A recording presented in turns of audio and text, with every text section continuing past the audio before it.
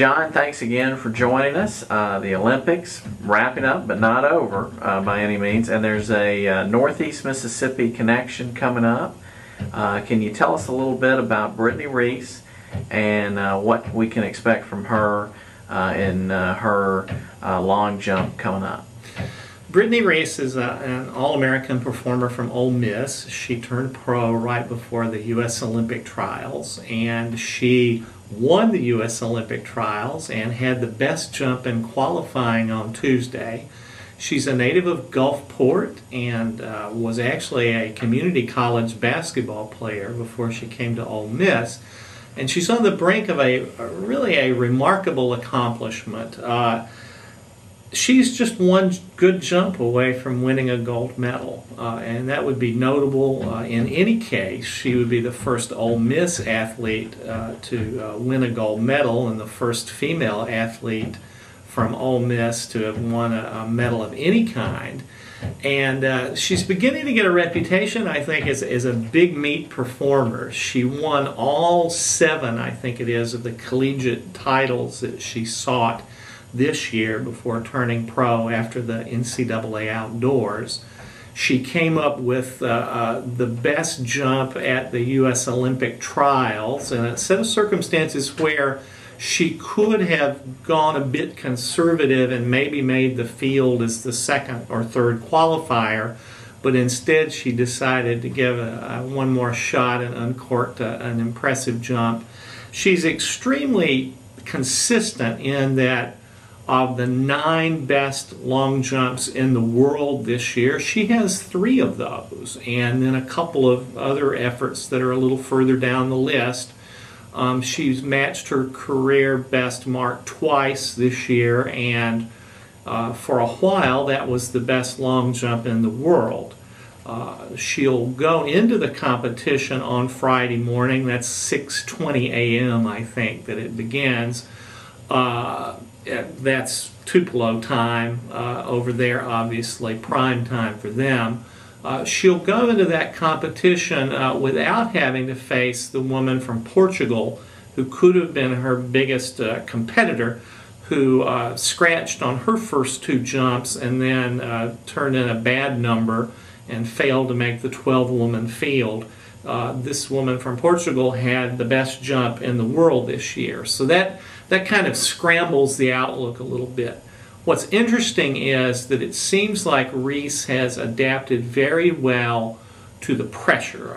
I had an interview with her earlier this summer where she talked about going to the World Championships last year. It was a first experience for her. She was all wide-eyed, and she finished 8th in that competition. And I think a lot of people look at that and say, well, she's not really ready.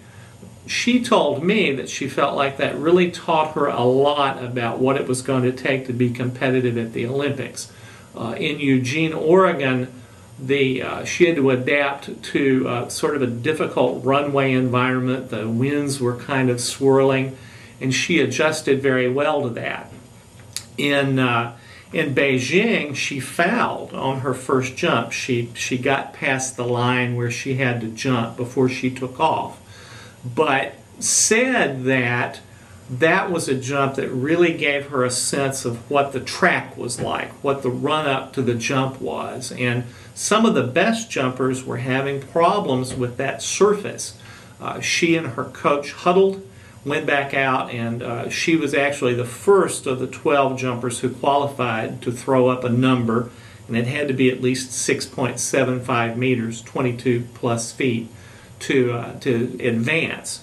So she's adapted in unusual circumstances. She's adapted to weather conditions and track conditions, and I have a sense that she could be on the brink of kind of surprising people.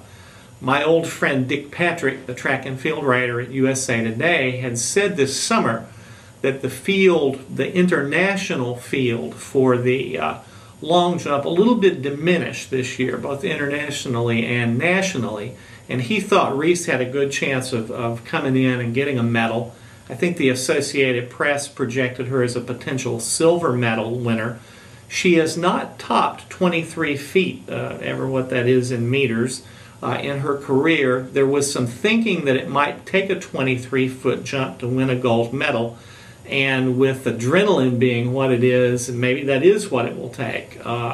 However, with her best competition, theoretically, not in the mix, she may have an advantage there. And I think she will have one jump during this finals where she puts it all on the line to see the best she can do. And when she's done that, as she did in Eugene, Oregon, she's been the best jumper in the field.